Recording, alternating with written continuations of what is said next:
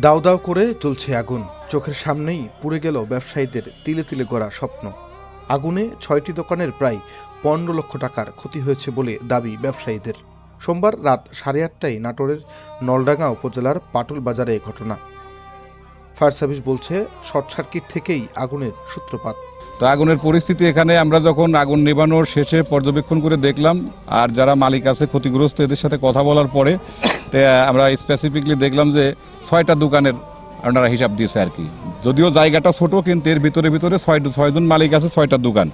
তো এটা আমরা আগুন যারা মালিক পক্ষের সঙ্গে যারা কথা বলার পরে আমরা ওনাদের কাছ থেকে যেটা জানতে পারলাম যে আগুনটা সম্ভবত আর কি শর্ট সার্কিট। কারণ যেখান থেকে আগুনের উৎপত্তি, যে দোকান থেকে, সেই দোকানটা বন্ধ ছিল। আর যে হোটেলটা এখানে পুড়ে গেছে, মান্নান হোটেল সহ যে টেইলার্সগুলো ছিল, ওই চা স্টল ছিল, এগুলা মূলত আগুন ওখান থেকেই ছড়াইছে। আর ওইখানের কারণ যে ভদ্রলোক ওখানে ছিলেন উনি বললো যে এটা যেহেতু দোকান বন্ধ ছিল, কোনো কুপিবাতি বা আদার্স কোনো জিনিস ছিল না, এখানে এটা শর্ট সার্কিট থেকেই আগুন আর কি এটা ছড়াইছে।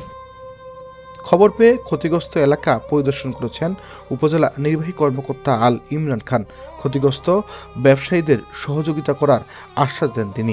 পাটুল বাজারে আমরা এসেছিলাম অগ্নিকাণ্ডের খবরে শুনে। আমরা এখানে এসে দেখলাম যে বেশ কয়েকটি দোকান এখানে পুড়ে গিয়েছে।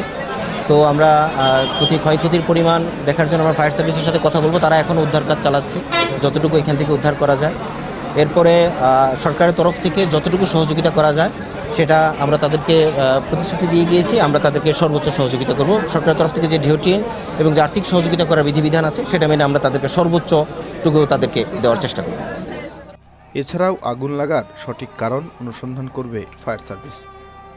ডেস্ক রিপোর্ট, উত্তরবঙ্গ সংবাদ, নাটোর।